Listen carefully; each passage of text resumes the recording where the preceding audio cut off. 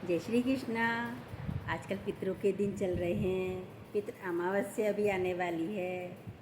सब पितरों के लिए भोजन तैयार करते हैं, पंडितों को बुलाते हैं, खिलाते हैं, बड़ी श्रद्धा भाव से खिलाते हैं। पितरों का भोजन पंडितों को, गाय को, कुत्ते को, कौवे को, उसको भी देते हैं। बड़े प्रेम से सोचते हैं हमारे पूर्वज आ रहे हैं, भोजन ग्रहण कर रहे हैं। सोचते हो ना? ऐसे ही कबीरदास जी भी ऐसे ही थे। रामानंद उनके गुरु थे।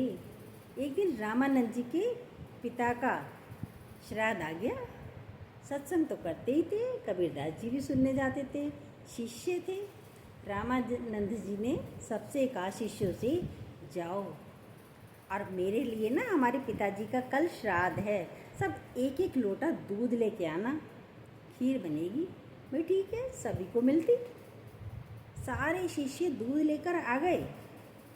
कबीरदास जी नहीं आए। रामानंद जी ने कहा, भाई कबीर कहाँ रह गया, जाओ जरा देख के आओ। गए और जाकर देखा, कबीरदास जी बहुत ऊंचे थे। उन्होंने बहुत सारे आडंबरों का खंडन किया है। कबीरदास जी ने। शिष्य गए, भाई कबीर तुम दूध नहीं लाए? कह रहे मैं कहाँ से लाऊं, ये गाय दूध ही नहीं दे रही। अब जाकर जो है उन्होंने अपने गुरु को बता दिया, रामानंद जी को, शिष्यों ने, भाई उसकी गाय दूध नहीं दे रही और वो गाय के पास बैठा हुआ है। आए रामानंद जी, भाई गाय दूध कैसे नहीं दे रही तेरी, ऐसा कैसे हो सकता है?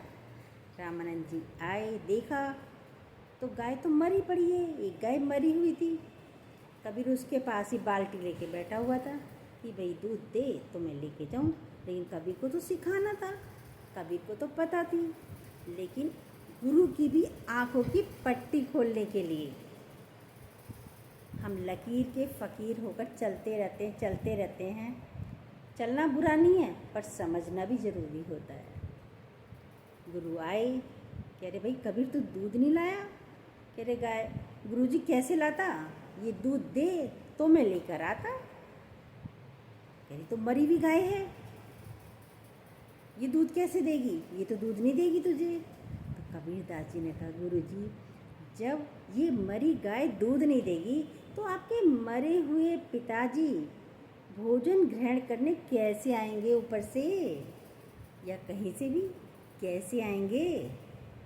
तो रामानंद की आंखों की पट्टी, अज्ञानता की पट्टी हट गई। हमसे भी कोई कह रहा था ऐसे ही कि भाई आप पंडित को नहीं बुलाते। किसी ने किसी के लिए कहा पंडित जी को खाना खिलाना चाहिए श्राद्धों पर, आपकी बार ऐसे बुलाएंगे। भाई ठीक है, जैसी मर्जी। आप पंडितों को बुलाकर खाना खिलाइए। यदि आपके घर में बड़े हैं, क्या आप उनको चाय दे रहे हो, क्या आप उनको भोजन बनाकर खिला रहे हो? पहले खुद देखिए, कहाँ अज्ञानता में पड़े हुए हो। श्राद्ध की तो ज़रूरत ही नहीं है। यदि श्रद्धा से जिंदे माता पिता को आप भोजन कराओ, प्रेम करो, उनके पास जाकर बैठो, उनसे हंसकर बातें करो, किसी भी श्राद्ध की आवश्यकता नहीं है। सोचिए, कमेंट ज़रूर कीजिए। जो न्यू हो प्लीज़ सब्सक्राइब कीजिएगा, बेल को दोबारा प्रेस कीजिएगा। बहुत मशीनों की आवाज़ हो रही है इसलिए और ज़्यादा बातें नहीं करेंगे। जय श्री कृष्ण।